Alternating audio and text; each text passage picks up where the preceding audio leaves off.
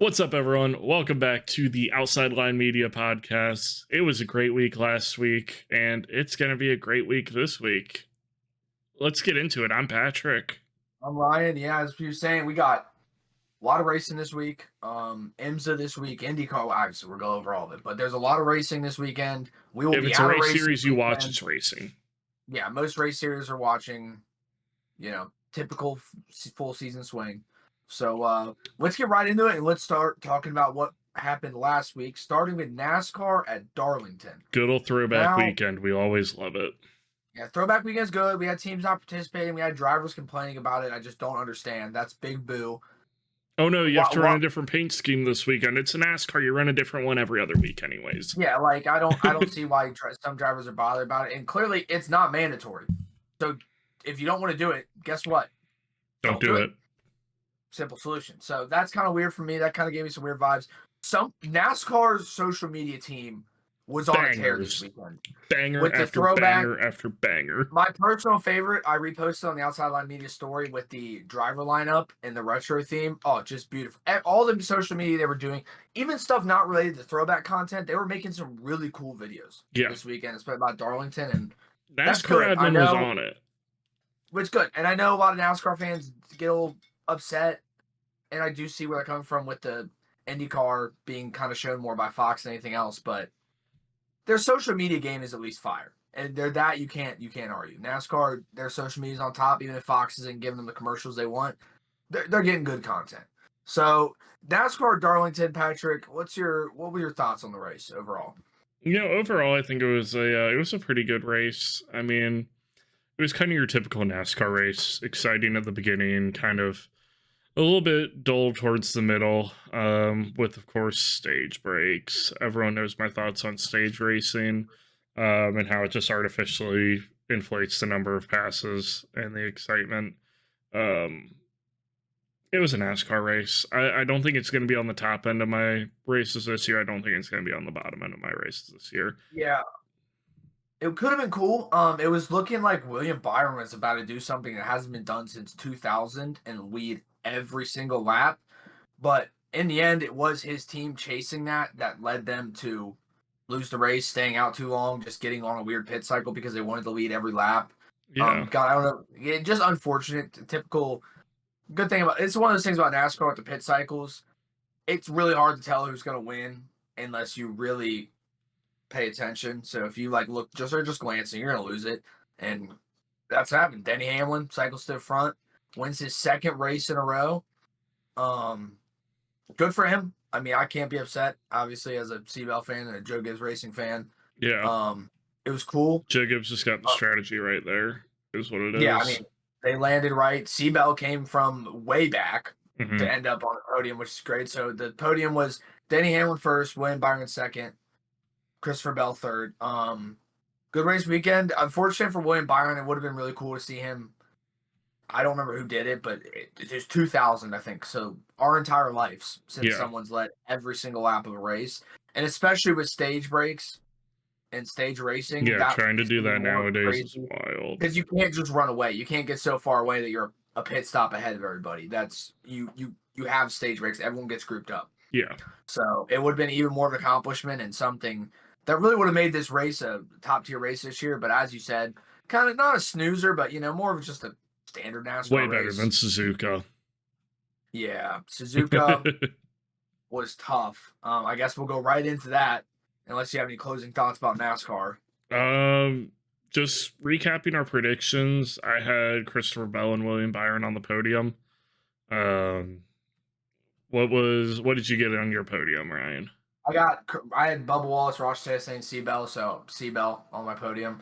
On that note, real quick, Patrick, I believe you had something to say about some people. What are they saying about Yeah, so the Bubba Wallace Kyle Larson wreck, the reactions I've seen.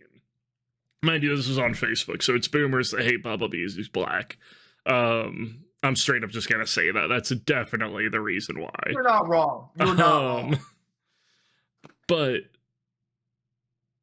they were saying that Bubba Wallace intentionally wrecked Larson. They were like, oh yeah, he accelerated and he came down the track. Well, Larson came up the track and braked. Bubba did come down the track and accelerate because he was in the middle of turn 1 and exiting the corner to go onto the back straight, where you take what's called a racing line, which every basic racing fan probably knows. You go from the outside to the inside to the outside. Nothing changes with that on oval racing, just you're usually not going all the way down to apex a corner. But he was accelerating through a corner. Yeah, the data shows, the data nerds, they pulled up the data. Kyle Larson in a place in the lap where he had never braked before, braked. He came up the track. I believe he was avoiding someone spinning, and Bubba Wallace ran into him because he veered up the track and hit his brakes.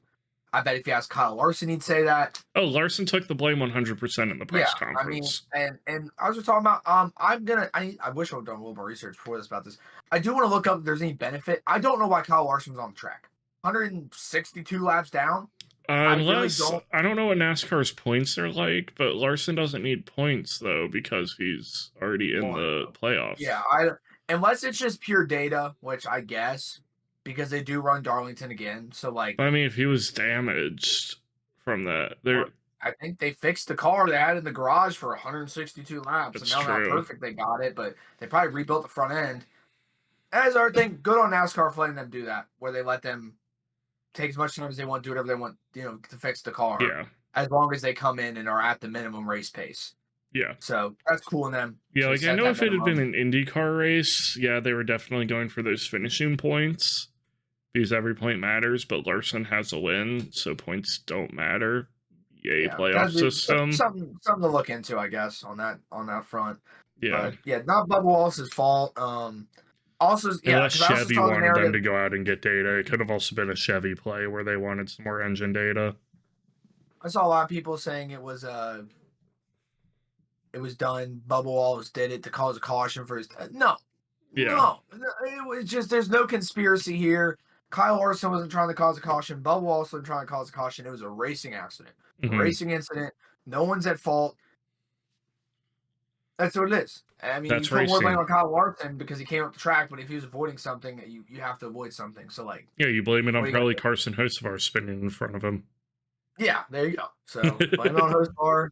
It'd be really funny because I didn't look at that wreck other than the angles of the onboard. It would be really funny if it actually was Carson Hocevar spinning that they were avoiding. It might have been Corey LaJoie. Who knows? I know. Low key, I think it was Hocevar spinning. I think you're actually right. I'm trying to remember what it was, but yeah, it might have been Hocevar doing a little spinny spin. But with that, yeah, NASCAR good race.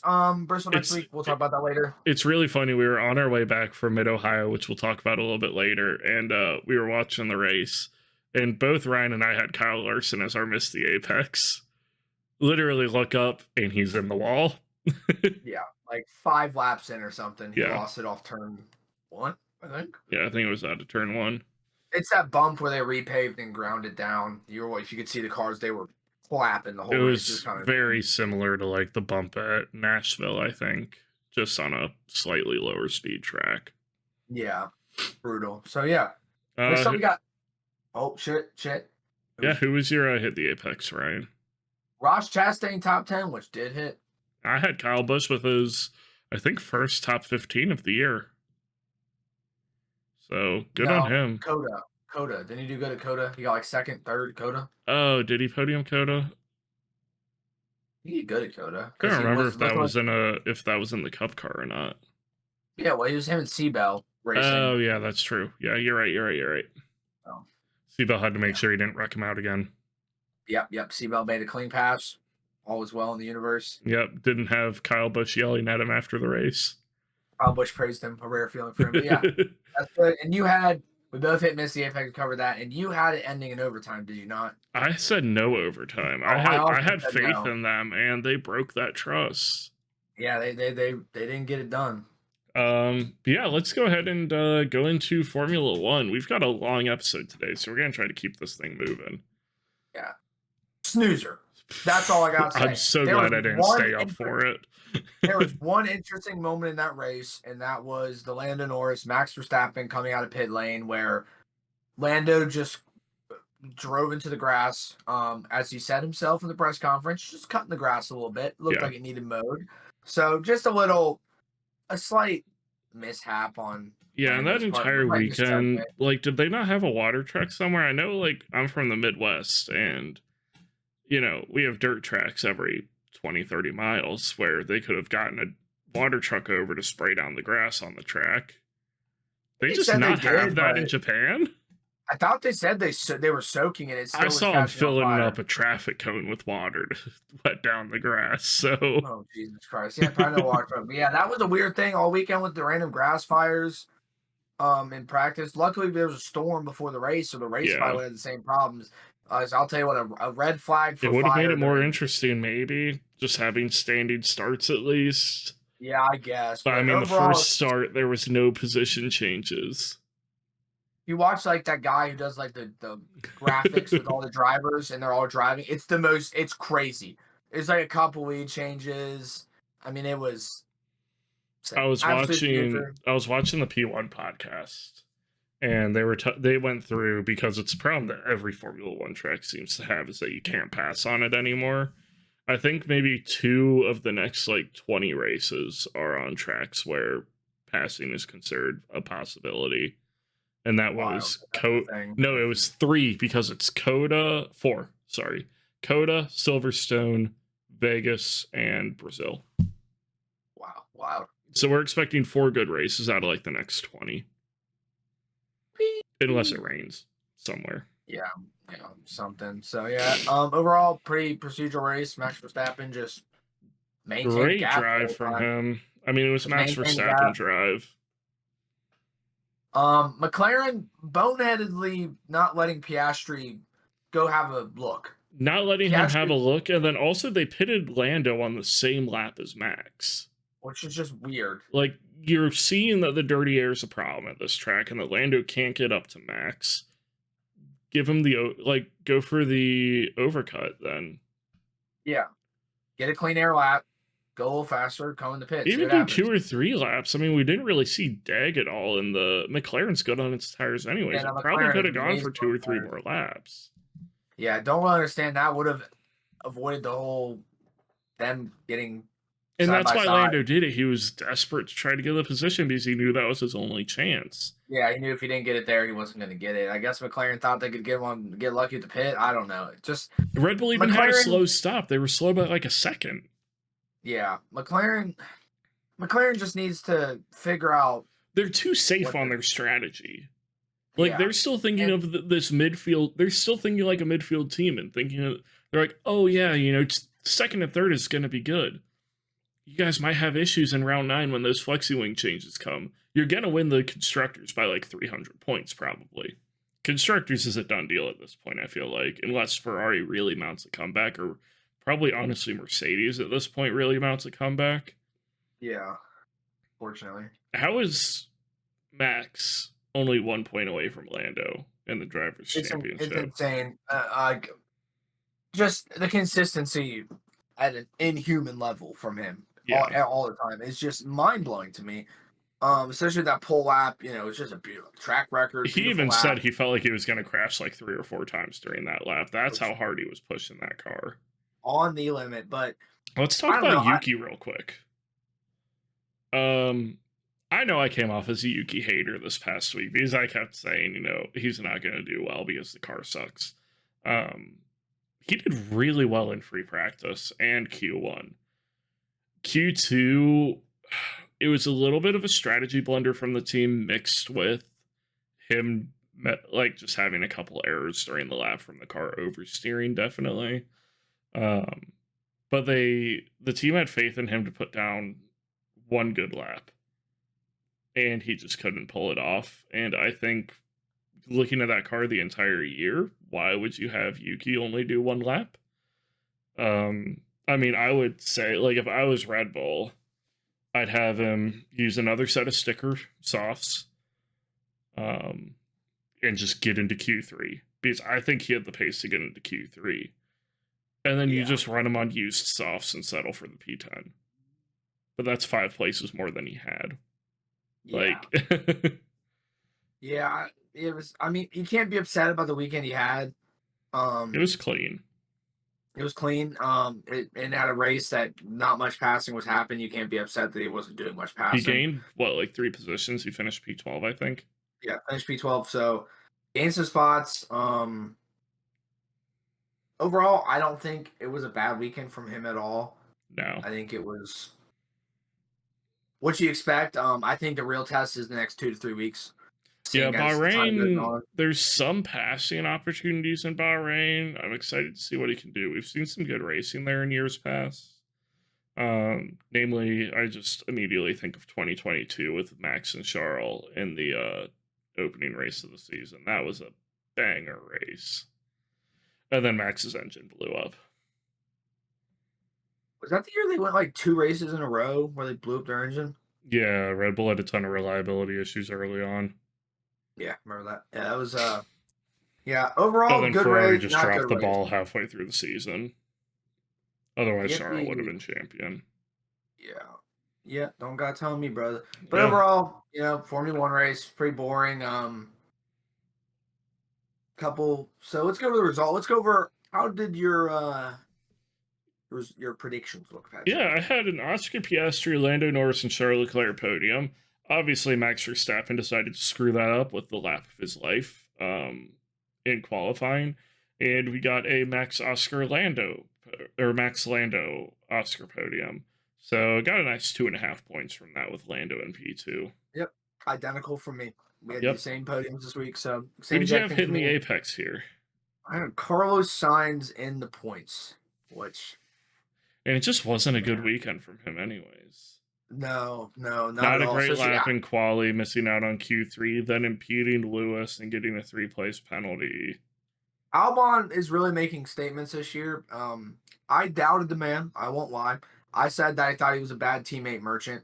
I never thought he was a bad driver, but I definitely thought he looked better than he was because of bad teammates. But he's proving with Carlos Sainz, who was going race for race with Charles at points, that he's a good driver and he's here to stay. Also, give Carlos time with the car, but I still think Alex, this is good for his career, having Sainz and beating him. I could definitely see. I mean, we already saw it last year. Red Bull trying to get an option on him. I could definitely see if Max leaves in the future, Alex being recruited by Red Bull. Whether or not he goes back to Red Bull is a different question. Yeah, that I don't know. He's definitely scarred from his time at Red Bull, but I could definitely see him going to maybe a Mercedes at some point. It's hard to say. Like, just those top teams, they're so set up with their lineups. Like Red Bull, if Yuki continues performing well, he's gonna stay there. Max has a seat there as long as he wants a seat there. Yeah. Arvin Lindblad's coming in next season, most likely. I wouldn't be surprised if Max leaves, they stick Arvin straight into that Red Bull. Or if Yuki leaves, they put Arvin straight into that Red Bull. They pull a Kimi Antonelli kind of deal. But I had Alex Albon hitting the apex, getting in the points. I mean, he just continues to deliver. Is this 3? Has he scored points in all 3 races this year? He might have. I can't remember if he scored points in China. I know he scored points in Australia. Yeah, Williams had double points in China, I think. Yeah, I mean, he's 7th in points right now. Top 10 and probably the 8th best car? 7th, 8th best car, depending on the weekend. I'd say probably 7th. I mean, he's the first car below. I mean, he's sandwiched between the 2 Ferraris, so. Ferrari's what are you doing Ferrari things. So. What are you gonna do? And who's your miss the apex? I think we had the same one, right? No, I had Yuki missing the apex. No, I had Lance Stroll. Yeah, it was the free space. Is back to being the free space. 20th, only driver a lap down, 2 pit stops. Yuki, I think I said that he wouldn't score any points. I know I said that for the next question, but I think that was too harsh for a miss the apex from him on reflection. I think he definitely hit the apex this weekend. Did a lot better than Liam has in that car. Yeah. How much that's down to track familiarity is a question that we can't really get answered. because they never gave Liam a chance in a track that he knew. But overall, just great weekend from Yuki. He showed a lot of skill and he showed some really good pace. I'm excited to see what he can do this year. I'm calling it now. I think he's going to crash in Monaco, but we'll clip that one and we'll pull that up when he wins Monaco. Yeah, there you go. Nice little clip to put on it. But yeah, overall, Yuki did good. I had him finishing the points, which didn't happen. You did not, so that did happen. So I believe that gives you, pretty good on Formula 1. How many points you get here?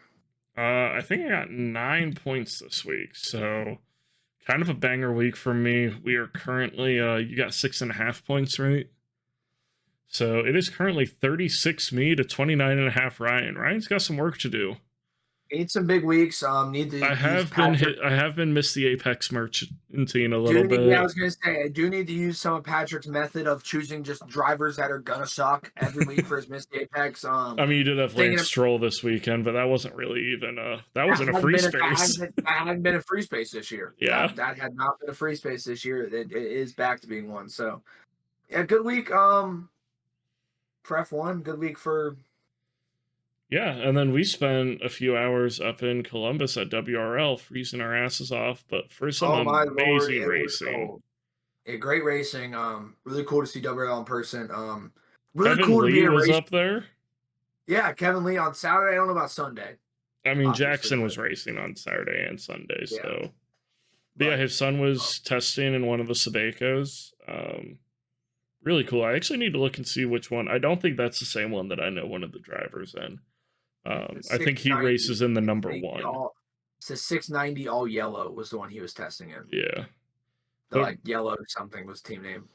Overall, really cool. I'd be excited. I really want to watch an entire weekend of those when it's not flooding and freezing. Yeah, it was feels like 25 with a wind. Yeah. It hailed at one point. It hailed at one point. You could do about 5 to 10 minutes taking photos before your hands were unable to. I was looking like I was looking like a boomer. I was typing on my phone like this. I literally could not use my thumbs. They were shot. We stayed as long as we could. Used as kind of an exploratory weekend for Mid-Ohio. No one was there. Not team related. It was great. We might have been the only spectators there. Legitimately. Yeah. I think we were. We saw some media people, but it was really just kind of an exploratory weekend for us and a practice weekend for doing some photo and video content. You'll probably see a little bit of content from that trickle out over the next week or so, but I've got my plate a little bit full redesigning the website and doing some other stuff that we've got in the works that we'll have announcements coming out in hopefully May. I think I might try to coincide it with the 500. Ooh, okay. But website redesign's coming. I hate web design. I'm just gonna say it. But yeah, overall WRL was really cool. I look forward to hopefully working with them a little bit in the future. Looking forward to hopefully working with Champ Car when they're at Mid-Ohio as well. I had the opportunity to work with them. Unfortunately, I got the flu that weekend and was not able to go down to the Corvette Museum track and work that weekend, but hopefully I didn't burn any bridges by getting sick. Yeah, I think it'll be fine. But yeah, exciting. WRL was fun. Good racing, good cars. Free to watch on YouTube whenever they're racing. Yep, Mid-Ohio. Love the track. So Mid-Ohio's home. Let's talk a second about they redesigned the S's in China Beach. Kind of gave it a little bit more banking. Yeah. A little bit more banking, hopefully to avoid stuff like the Pagano crash and some other crashes that have happened in previous years on that corner. They widened it as well, so hopefully it'll improve the path. Because IndyCar's had an issue the past few years, definitely there, and now with the introduction of the hybrid, it's gotten worse, where the racing just kind of isn't amazing. I mean, not amazing by IndyCar standards. It's, better than the majority of F1 races, but that's kind of the main passing place on the track, that and turn 2 at the keyhole. but they widened it a little bit. So I'm hoping that we're going to see a couple more sends this year at the IndyCar race. We set up in the grandstands there last year. We'll not be in the grandstands this year, and we'll see where we set up for the race for Indy. I'm kind of thinking Thunder Valley. Oh, really? I'm thinking we sit on the grass across from the across from China Beach, yeah, where we sat for MotoGP. But we'll see. I mean, Thunder Valley's cool. That was a cool area. Yeah. And there's shade there, brother. There's shade there. You make a damn good point. You make a damn good point. The back of my legs after the IndyCar race.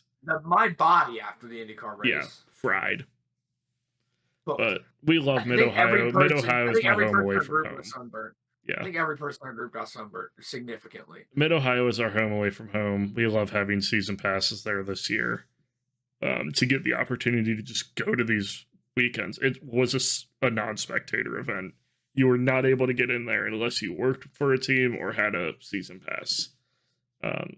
So it was really fun being able to get that kind of just really intimate experience of there were just people grilling out in the paddock, cars off of trailers. Yeah, it was really cool. So the spotters just drove their car up to their spotting point and sat in the car. Heroes right there. Really cool weekend. Yeah, I'm really looking forward to doing some more club events this year and kind of shining more light on those those lesser known series. For sure. So yeah, coming up this week, we've got NASCAR at Bristol. Ryan and I are going to be at Bristol Motor Speedway for the Cup race on Sunday. That's exciting. I'm very excited to be at the track. The only bad thing is IndyCar race, so I'll have to be watching on the phone. Probably watched a replay on the way back, but yeah. Have you found out if you can record something on your TV and then watch it back on your phone? I gotta figure that one out. Yeah, that's a damn good point because we couldn't watch it if. Yeah, because it usually takes them 24 hours to post it. They posted thermal really quickly, but that was only because of the TV issues. Yeah, they missed it. So yeah, we'll see. Look into that, but yeah, we'll be at Bristol. This is my first NASCAR race, and I couldn't be more excited for it to be at Bristol. This is my third and first in a very long time. Only thing that would have been better than Bristol is if it was at Kentucky Speedway. This is my first non-Kentucky Speedway race in NASCAR, so I'm excited. Let's get right into it. Who do you got getting top 3, Patrick? My top 3 for this race, it's a short track. I've got Kyle Larson, Christopher Bell, and Bubba Wallace. That's my top 3. Very similar vibes. I got C-Bell winning. Ryan Blaney in second because he's due. Short track merchant. Kyle Larson in third. Yeah, I mean, really, it's a short track. I'm excited to see what it is. As much as I love dirt track racing, I'm glad that they've got Bristol back to paved because Cup cars just should not be on dirt. Yeah. Who do you have hitting the apex, Ryan? I got Brad Keselowski. Top both 10. Coming out of left field here. He was looking really good this weekend, and then his freaking wheel nut fell off. Yeah. And that ended his day. And I think he's due. He's had bad luck. I'm not the huge Brad Keselowski fan, but he is a good driver. I don't think you can really argue that he isn't. He just sometimes finds himself on the wrong end of luck. He's past his prime. Yeah. We know this, but he's no bum. Yeah. And his results this year have not shown his skill and caliber of driver he is. So I think this weekend's going to be good for him. Short track, top 10. Who do you got? Well, I came way far out of left field here. We were talking about free spaces earlier. This is the not going to hit space. I've got a top 15 driver here. I've got Carson Hocevar finishing in the top 15 at Bristol. I think that's ridiculous to say, though. I don't think that's a crazy one. I mean, it is Bristol, so we're going to have caution after caution after caution. What's his average finishing position? It's got to be in the 20s. Let's see. While I'm looking up this data here, you got missing the apex, Patrick. He's coming off of 2 in a row. I've got Denny Hamlin missing the apex. I fucking hate you. I have the same thing. Outside the top 10, Denny Hamlin. Oh, I didn't even put a number on it, but I guess if you hit it, I hit it. Yeah, One of those. Okay, well, here's found. I might have to modify my positioning for Carson Hocevar. Let's see. Cool. The average driver is covered up. Oh wait, here we go. Average finish 24.9. Yeah, I think top 15's that hit the apex for Carson Hocevar. That's 10 I'll positions take it, yeah. above. I'll take it. That's 10 positions above his average finish. Yeah. That would skew his average position to like a 23 or a 22.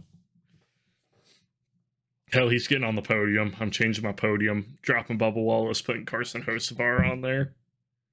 Get off Facebook, buddy. Get off Facebook. I think that. Yeah, we look at Denny Hamlin. I think he's just gonna get wrecked out. I don't think it'll be his fault. Yeah. 2 good weekends in a row. Or engine blows up. Something like that. So we have myself, Ryan, and one other person joining us for Bristol. Ryan, how many beers do you think are going to be consumed by the total group of us? 20. They will be 20 beers consumed amongst the 3 of us. I've got faith in the 2 of you. Yeah. I've got a different number. Oh. What's your number? I'm saying 34 beers consumed. Brother, I gotta hit the liquor store. God damn. Look, I'm thinking as long as you were just saying you don't want us throwing up in your car. Now you're saying 34 beers. Look, we can chill before we drive back. As long as people aren't vomiting in my car, we're good.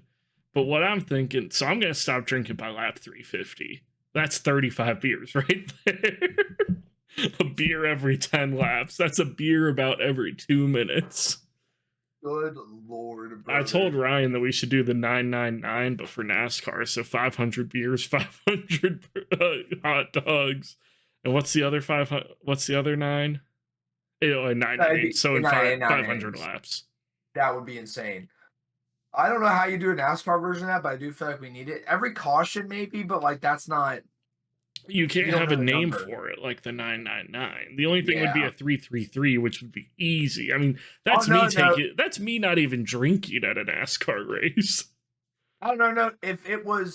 I could do a 999 if I was allowed to front load my hot dogs. If I could have 5 hot dogs. Oh, do you have to do the hot dogs per inning? Do you have to do it one per inning? I've had multiple people tell me that you have to do it every inning. You have a beer and a hot dog. See, I've heard people just say you have to do 9 total. If it's total, I could do like 5 hot dogs, 4 hot dogs, and then the beers just in the last. I would do 5 hot dogs, 6 beers, last 4 hot dogs, last 3 beers, whatever, Yeah. Which that's a small mortgage at a ballpark, but regardless, that's why you do it at home. That's why you do it at home. I'll have to give Taylor a ring and tell her get the drinking going, because if we got to get 34 down, wait, I don't want to. I've got 17 Indy 500 edition Miller Lights sitting right over there. They're gonna be gone. Let's call it once we pull some collector cans off of it. Let's call it I got like 13 to 14. Easy. Should I go to Walmart and see if they have another 18 pack of the Indy 500 ones? They have them. Get them. I have to go to the Walmart in Aurora. Oh, because I think that's only an Indiana thing. I'm not sure if they've got them at the one in Florence. I will be there at some point this week. I'll look. Yeah, check and see if they've got them there. I got the last case of them at the Aurora one. So. Oh yeah, but yeah, 20 beers. You say 34, big numbers. We'll see what happens. How are we doing this? Whoever's closer. Yeah, it was because closer. I mean, if you're feeling more beers, man, you could just stop. You could still just stop at 20 and lock in the prediction. I don't think I'll be counting. I'm just gonna drink, brother. I'm just gonna have fun. We're gonna have to put all the empties in the cooler to count afterwards. Yeah, there's no way we're keeping count as we go. Yeah, let's move on to what'll hopefully be a good race, but we'll see. Formula One at Bahrain. It is the Sakhir Grand Prix. All I'm going to say is they should run the outer loop, because when they ran that in 2020, Sergio Perez went from last to first. It's a better circuit. Yeah. You probably can't sell as many tickets. It's probably something to do with the viewing areas. And it was 2020, so there was no crowd anyways. Yeah. But who you got in your top 3 for this race? I'm going with a weird one this week. 3 teams on the podium from me. Please tell me Alonso's P1 and he got a win finally. You're fucking hilarious. He has gone. Did you hear the stat? He has gone 50% of his career now without winning a race. That's insane. His last win was more than the amount of races.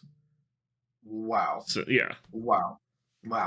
I went George Russell winning. Just feels like a George Russell at least once or twice a year just wins a race. Yeah. Just inexplicably wins a race. I have Verstappen P2 and then Norris P3. So a little 3-team podium, no Ferrari. The car's slow this year. We're a second half team. It's okay. We're a second half team. Next year's our year. Yeah, we're not there yet. We're not. Give it a couple more weeks before we say that. Yeah, we have to wait until at least round 9. Yeah, I've got just a generic 2025 podium, it feels like. I've got Oscar Piastri winning, Max Verstappen in second, Lando Norris in third. Yeah, I think Oscar Piastri's been showing more pace than Lando lately, and I want to see him contend for the title. I do think, this is my kind of off-the-wall prediction that's not even on it, I think Max Verstappen takes the lead of the Drivers' Championship this weekend. Okay. So I do think he will beat Norris on the track. Well, I guess my results say the same thing because he has Verstappen instead of Norris. So yeah, I like it. Who do you got hitting the apex, Patrick? I got Yuki Tsunoda finishing in the points this weekend. Wow. Patrick has 180 on his Yuki take. Look, it was his first race in the Red Bull. I had to see how he'd do. I didn't think he was going to get points. I was right. Not going to brag about that anymore. But I think that, he knows Bahrain very well. Bahrain is a track that this Red Bull should be able to perform decently at. I think that he's going to be able to pull off a good weekend this weekend. And it's not a sprint weekend. It's nothing weird. He's got 3 practice sessions that shouldn't be interrupted because it's only sand outside the track. So nothing to catch on fire. No fires. Yeah. Who you got hitting the apex? I like it. I really like the Yuki take. I got Ollie Behrman in the points again, which will be 10th because it's Haas. But Ocon was up in P5 the other week, so yeah. Haas it's not a total lost cause. On the note, I also want to mention Hirakawa, who did free practice for Alpine, is one of their many reserve drivers, is actually now a Haas reserve driver. Because Toyota. He was, that's part of it because he does race for Toyota and WRC. He was a Haas driver at one point, or he was offered the Haas reserve drive, but they also basically told him, like, hey, we're pretty locked up for a while. Is Pietro fired then? Did anyone check on Celine? Oh, shit. Is that the consequence? I didn't even think about that. They might just have multiple reserve drivers. Yeah, Alpine has like 5. Yeah. So, but I just They've got one on a 5-year contract. Interesting. He's going to race for them this year, but yeah, I think a lot of the reason Hirakawa did is because he saw that they kind of have Doohan, and then they already have Doohan's replacement and Franco. So it's like, what are you going to do? Yeah, and they're not going to replace Gas. Actually, it's Alpine. They could do anything. You never know with them. It's Flavio Briatore. Yeah, just something interesting I saw earlier. But I think I'll be in the points again. I think Haas will steady climb back to figuring out the issues they have with their floor and getting that car back on the right track and being the best of the rest, which is what I thought they'd be at the beginning of the year with Toyota coming in with the financial assistance and all the technology they bring. Yeah, and they have their own wind tunnel now. They don't have to use Ferraris. They can use Toyota. Well, their own. They have one that no other team is using. Yeah, and don't get me wrong, it's a slow, steady climb. We knew Toyota coming in wasn't instantly going to be success. Formula One, you usually see, I feel like, changes on like a 1-year delay, basically, with like new hires and new changes. Like, it's a slow moving sport at the end of the day. As fast paced as the micro adjustments are, the overall team, it takes a while. It's just a consequence. Now, do you think Toyota's going to eventually take... I know they've said they aren't going to, but we know how that is. Do you think Toyota's going to buy out Haas at some point?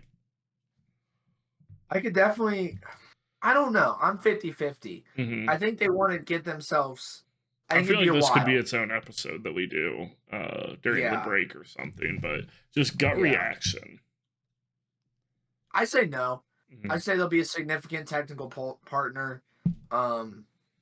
Maybe eventually, Maybe eventually engine supplier. Who knows? Yeah, maybe. Who knows? But I don't know if they'll ever outright buy the team. Mm-hmm. I feel like Toyota's kind of already in a lot of things, and I don't know if they necessarily are in the team ownership as much in F1. Yeah. With how many other series they bounce. And with how much investment it'll take and human capital it'll take. Yeah, exactly. I agree. What's your gut? You think so or no?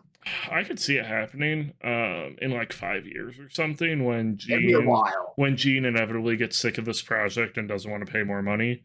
I could see it happening, especially with how much Toyota in recent years has really started focusing on their racing programs. I mean, they've always been big in racing, but now it's like on a global stage, really focusing on their racing. We're seeing that with just the entire GR line of cars, basically, where they're wanting to have that sporty image. And I think the Formula One fits that brand for them. It would be a good brand move. Their advertising campaign on racing for Gazoo Racing has been pretty heavy and pretty reliant on their being in a lot of series, so it could be a good move for them. Yeah, I don't know. I just don't see. It would be a while, if anything, but I like it. What about your Miss the Apex for this weekend? I have Kimi Antonelli. I hate to say it, but I just feel like he's a little too hot. I think it's crash time. Nope. I do think it's crash time. Bro, it's Bahrain. What's he gonna crash into? The runoffs are like a mile wide. It's Kimi. It's Kimi. The man's fast. He's gonna have a gnarly spin, I think. Yeah, he's gonna sound like the dreams are chasing him.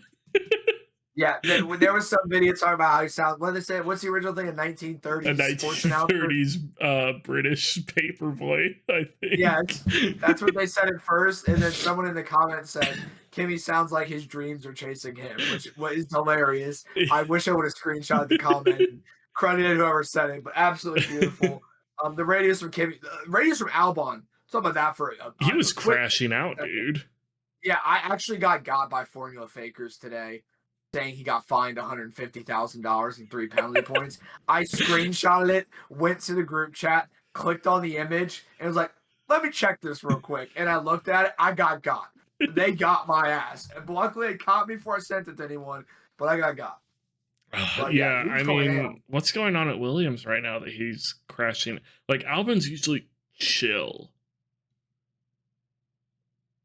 What is going on behind the scenes there?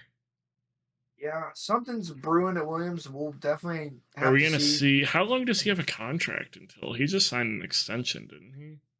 I believe so. Is it just 2026 though? Let me look it up real quick. While I'm looking that up, yeah, like that's just the car seems good. So there's got to be something behind the scenes. Yeah, some beef. Who do you got missing the Apex? While you're looking it up. 2027 is his contract. Okay. I went for Ferrari missing the Apex this weekend. Wow. Whether that means a double DQ or just out of the points, I think it's going to be kind of a gut move for whether this one hits or not. Whether it's because it could even be like, oh, they have a P4, but Charles was leading the race, and then they decided to just absolutely fuck up the strategy, and they put him on inters in Bahrain. Yeah, actually, no, that's too much credit for them. They put him on full wets in Bahrain. Yeah, and then who's your best of the rest this weekend? I have RB being the best of the rest. Me too. AlphaTauri. They've been fast. Hajar is really fast. Yeah, Hajar's really been wheeling that Toro Rosso just absolutely phenomenally. Bro was getting his nutsack crimped. Yeah. Ratchet strapped, and that motherfucker just fucked around, got like what, 7th? Yeah, P7. I mean, good for him. Can't be upset about that. Dude's doing great stuff. I think Red Bull has a little bit of a problem now. Because I think originally he was just kind of meant to be that stopgap for Arvin Lindblad. Now, is Liam going to leave at the end of the season? Because Hadjar's not going to leave. Liam's looking the most likely candidate to get dropped. But I think that Japan might have been a one-off performance in that minority. I'm trying to hit all their names in one take. Because I think he probably just lost a ton of confidence after getting dropped like that. Yeah. And that definitely affected, because I mean, we've seen him in that in the AlphaTauri before, where he was fast and he was doing really good and matching Yuki. Maybe getting beaten, but he was matching him on pace the majority of the time within like a 10th or two. So I'll be interested to see after like another couple races, because we're into a triple header right now, aren't we? I think so. So, I mean, after this triple header, and he's had like some time off to maybe go do some sim work at the factory. I'm excited to see what he's able to bring. But yeah, this is just going to be Red Bull having issues again with where they're putting drivers. They seem to have solved it when they dropped Checo, and then they immediately caused this problem again. Yeah. But we're not in a double. It's not a triple header. Wait. No. Yes. Yes, it is a triple header. I'm stupid. Bahrain, then Miami. Bahrain and Saudi Arabia. And then after the break, Miami.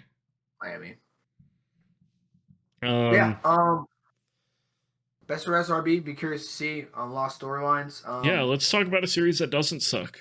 That had some great racing. Well, their schedule. Yeah, they had some great racing a month ago. Yeah, their schedule sucks. That's a whole lot. That's another thing. We're gonna start stacking up some things to rant about. IndyCar schedule. We've talked about it before. It's got to change. It's ridiculous. Yeah. We shouldn't be acting like the series is dying. Some of the overreactions are a bit much, but it is a problem that should be addressed. 3 weeks is absolutely stupid. Like having a 3-week break somewhere in your schedule, that's okay. Yeah. Having it after the second race and that having it after the first race and then after the second race. Yeah, you can't go back to back on that. You just can't. But 8 weeks and we have 2 races. 8 weeks and we have 2 races. IndyCar's at Long Beach. Yeah, historic venue, has produced some great racing in the past. Hopefully it's not another St. Pete. Long Beach usually produces better racing, so yeah, I'm hopeful. We'll see how the hybrid changes things.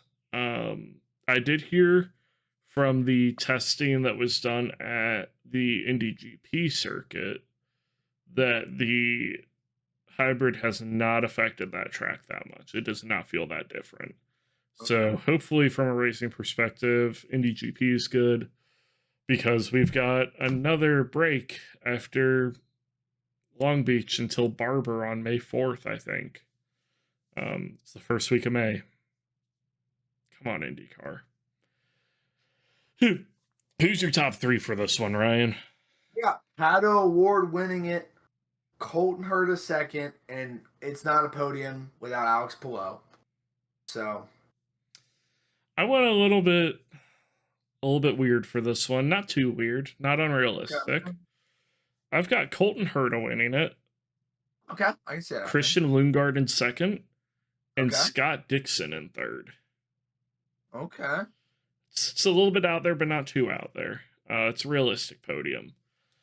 Scott Dixon did win last year. Yeah. At Long Beach. Colton Herta did come in second. So. And Christian Lundgaard's been doing absolutely amazing. Yeah.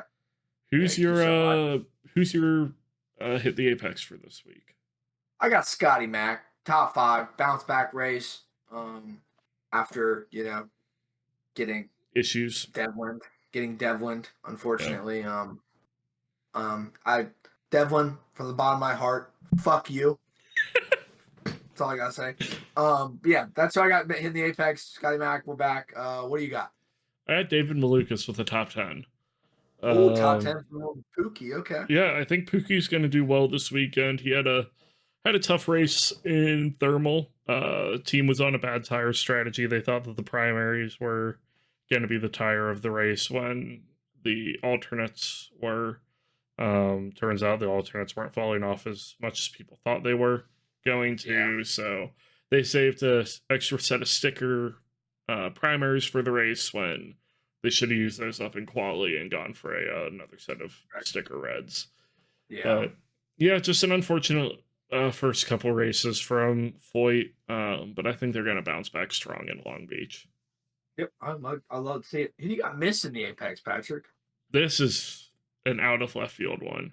This one's not going to happen, but I've got faith that the IndyCar gods are going to give us something. You're going to say Alex Palou right now? I've got Alex Palou missing the Apex in Long Beach. Okay. Is he gonna have an engine failure? Is he gonna get body checked into the fountain? Who knows? We'll see what happens, but I think he is going to be outside of the top 5.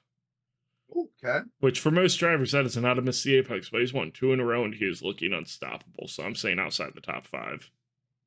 That's understandable. I went similar vein. Just Newgarden outside the top 10. He's had a rough start to the season. Well, he got second. So... He got second in St. Pete, but that feels like it was a million years ago. Feels like it was 17 years ago. So outside top 10, I don't know. Same thing with Palou. Who knows what it'll be, if his fault or someone else's fault or strategy fault. Who really maybe knows, he'll get DQ'd for using push to pass on restarts. Who knows? He didn't know what he's doing. What are you talking about? Yeah, it's not my fault. Don't call me a liar. We got a little fun question here. Where will Devlin DeFrancisco finish? So the scoring for this is going to be you've plus or minus 3 positions. You get 1 point. If you're dead on, we get 2 points.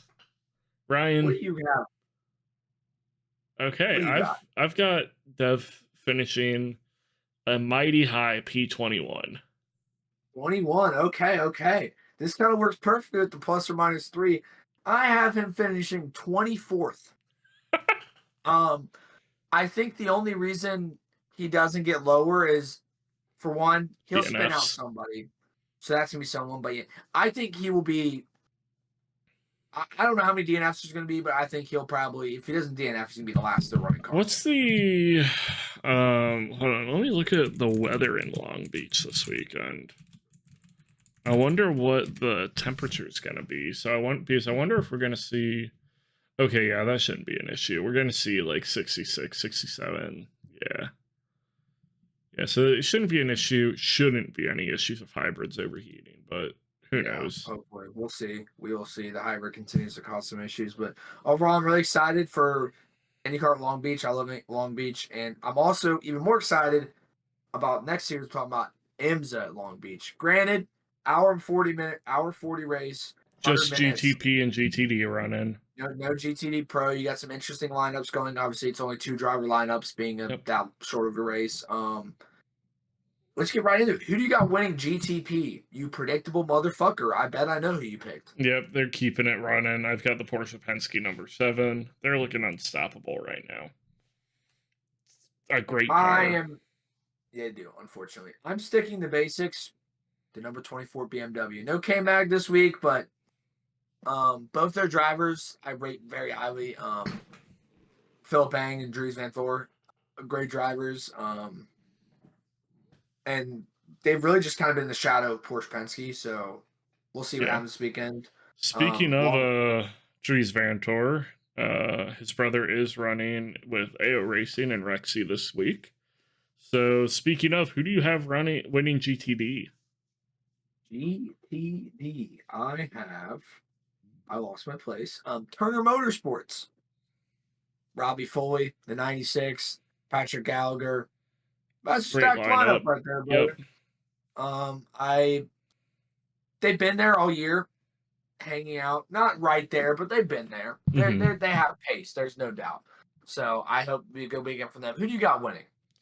I have the number 77 AO Racing winning GTD. The number 177, Patrick. Oh, the number 177. Sorry, they changed it this weekend.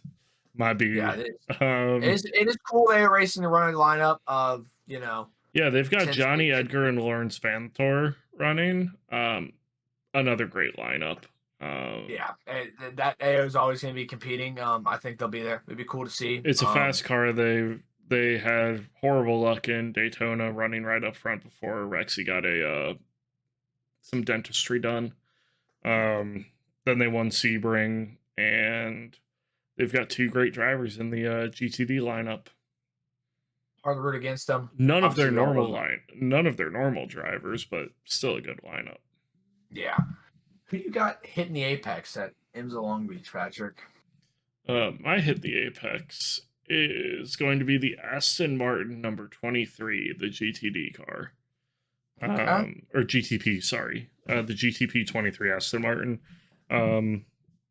It's looking like a pretty quick car. Not like absurdly quick, but I think they're going to have a nice podium contention. I think they're going to have a nice top 3 result. Okay, I like it. I got similar vein with the top 3, but I'm going in the GTD class. I got Wright Motorsports. Hell yeah. We love Wright Motorsports, local team. Always going to support them. And they've been looking fast. They have. So P2 in Daytona, right? Yeah, I think so. That sounds right. I P2 believe in P2. class. P2 in class. So good for them. Should be good. Excited to see that. Who you got missing the apex here, Mr. Patrick? Another free space, but not as free space as going with the number 40. I've got the number 10 Wayne Taylor Racing Cadillac. That's free. That's free right there. Cadillac has not had a good season. They've got a really fast car. The car is super quick. They just can't keep it in one piece. Can't keep it in one piece. What was it? Was it Qatar that they ran into each other? The Jado Sport Cadillacs. I think that was Qatar. Yeah. Come on, guys. It's not even just one team. It's not like it's just Wayne Taylor Racing. It's not just Wayland. It's not just Jada Sport. It is every Cadillac team. Just the curse of the Cadillac, apparently. Car sounds so good, you just wreck it, apparently. I don't know. Interesting stuff. You get lost in the sauce. You do get lost in the sauce, get distracted. As someone who's down horrendous in points, I should be taking a smart answer here. I should be taking a, not free space, but a logical answer. A number 40 Cadillac answer. Yeah. But instead, I'm me. I have the number 7 Porsche Penske. Jesus Christ. This week. It's time for them to not do good. Okay? What is that? Is that not getting a podium? Like, honestly, I feel like outside the top 3 for them is... I was going to say, I want you to quantify that one. Outside top 3. Okay. 3. I think that's fair with as short as 1, 2, with 3, how 4, dominant 5, they are. 6, 7, 8, 9, 10. 11 car entry. Yeah. Outside the top 3 is horrible for them. Yeah, definitely. So outside top 3, I just, you gotta gamble sometimes, Yeah. And do you think someone will end up in the fountain? I don't just think someone will. I know who's going to end up in the fountain, okay? I know exactly who's going to end up in the fountain. The GTP number 40 Wayne Taylor Racing is going to end up in the fountain this weekend. You know what's hilarious? Take it to the bank. The number 10's going to end up in the fountain.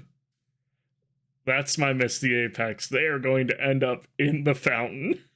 Yeah, I don't know about in the fountain, but they're going to be there. Yeah, maybe Cadillac, someone will finally destroy that fountain. Cadillac has an absolute guttural desire to fly. It wants to grow wings and fly. We saw that in Daytona.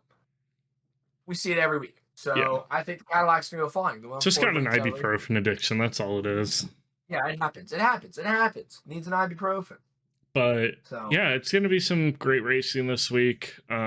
Saturday is IMSA at Long Beach. Sunday is IndyCar at Long Beach. Sunday has Bristol, NASCAR at Bristol, and Trucks, Xfinity, and NASCAR are all racing this weekend at Bristol.